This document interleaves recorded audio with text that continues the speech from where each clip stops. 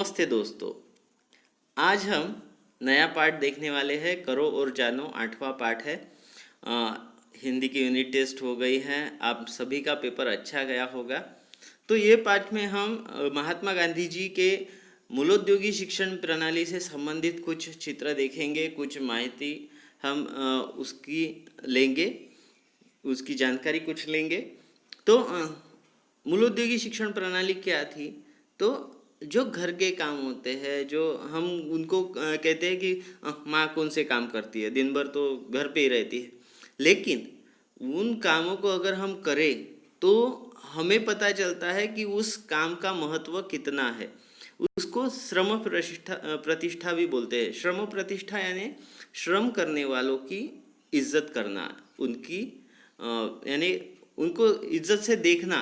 हमको क्या लगता है कि कोई इंसान काम कर रहा है यानी कोई महत्व का काम नहीं कर रहा हो, है ना। पढ़ा लिखा नहीं होगा इसलिए वो काम करता होगा, लेकिन वो काम करने के लिए भी ताकत चाहिए, वो काम करने के लिए सब्र चाहिए। तो महात्मा गांधी जी ने हमेशा श्रम प्रतिष्ठा और मूलोद्योगी शिक्षण प्रणाली का उसका समर्थन किया था। तो पहले तो हम कुछ चित्र देखेंगे, उसको थोड़ा जानकारी लेंगे। तो क्या है, पहले चित्र में फुगड़ी खेलो। लड़कियां फुगड़ी खेल रही है, फुगड़ी खेलो। आप तो अभी खेलने का ही समय है, आपके पास बहुत ज़्यादा समय है, स्कूल में तो आना नहीं है। हंसो, हंसो यानी खुश रहो। फुगड़ी खेलो का मतलब क्या है? आपकी जो शारीरिक क्षमता है उसको बढ़ाओ। फुगड़ी खेलते वक्त क्या होता है? चक्कर आता है। जितने ज़्यादा जोर से आप फुगड़ी खेलेंगे, एक मेंटली और फिजिकली आपको बैलेंस रखना पड़ता है फुगड़ी में। तो उस माध्यम से ये बताया गया है। हंसो यानी खुश रहो। देखिए, इस समय में जैसे अभी कोरोना काल चालू है, तो ये समय में हमें बहुत सारी मानसिक तनाव आता है कि हम घर से बाहर नहीं निकल सकते, हम कुछ कर नहीं सकते। लेकिन ऐसे समय भी हंसना चाहिए, खुश रहना चाहिए। पगड़ी बांधो, कुछ नया करो। पगड़ी हम रोज नहीं बांधते। पगड़ी बांधो यानी कुछ नया करना है, हटकर करना है। हम तो रोज जो बातें करते हैं वो तो करने ही है, लेकिन हर रोज कुछ तो नया करना है, सोचना है कि क्या करेंगे और वैसा कुछ नया करना है। महात्मा गांधी जी ने हमेशा वो बताया था कि जिंदगी में कुछ नया बना आना चाहिए। अगर हम जिंदगी हमेशा की तरह रूटीन लाइफ से जिएंगे तो हमें मज़ा नहीं आएगा, ज़िंदगी में मज़ा नहीं आएगा। रस्सी कूदो, शारीरिक परिश्रम करो, गाओ। गाना कब होता है? जब हम खुश रहते हैं। हम जब खुश रहते हैं हम गुनगुनाते हैं। आपके मम्मी पापा भी गुनगुनाते होंगे जब उनका मूड अच्छा रहता है, नहीं तो फिर आप पे मार पड़ती है। बराबर है।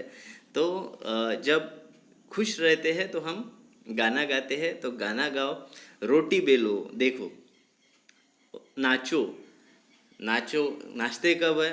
खुशी में नाचते हैं, हम गम में नाचते नहीं हैं। तो नाचो, गाओ, हंसो। और उसके बाद है रोटी बेलो। घर के काम में माँ की मदद करनी है। अगर लड़का आ रहे हैं तो मेरे को क्या ज़रूरत है, ऐसा सोचना नहीं है।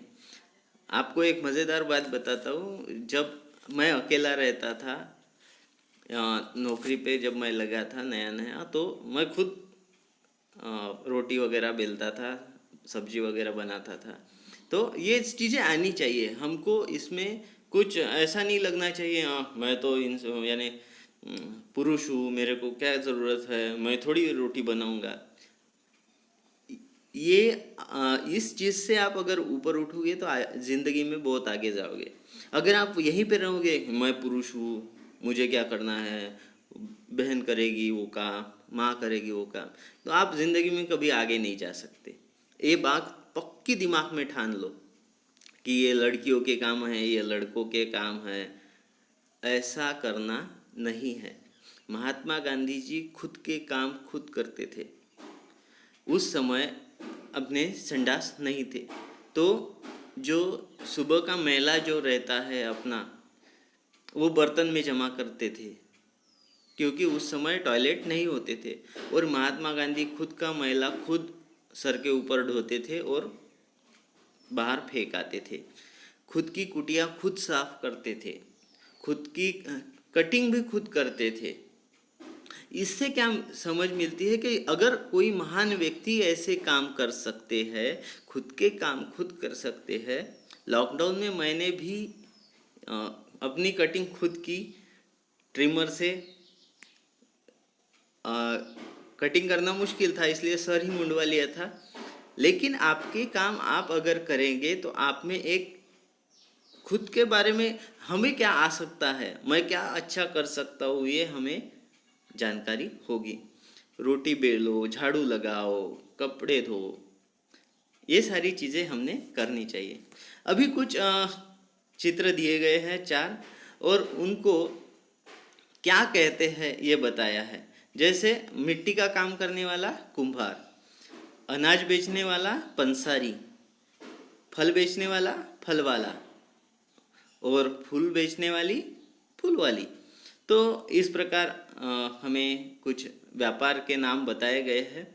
तो जैसे और कोई व्यापार है, आपके पिताजी क्या करते हैं, डॉक्टर है, इंजीनियर है, वकील है, शिक्षक है, तो उनके बारे में भी जानकारी लिखनी है कि वो क्या करते हैं। तो तब तक के लिए मैं स्वप्निल देशमुख आपसे विदा लेता हूँ। धन्यवाद। मिलते हैं अगले वीडियो में।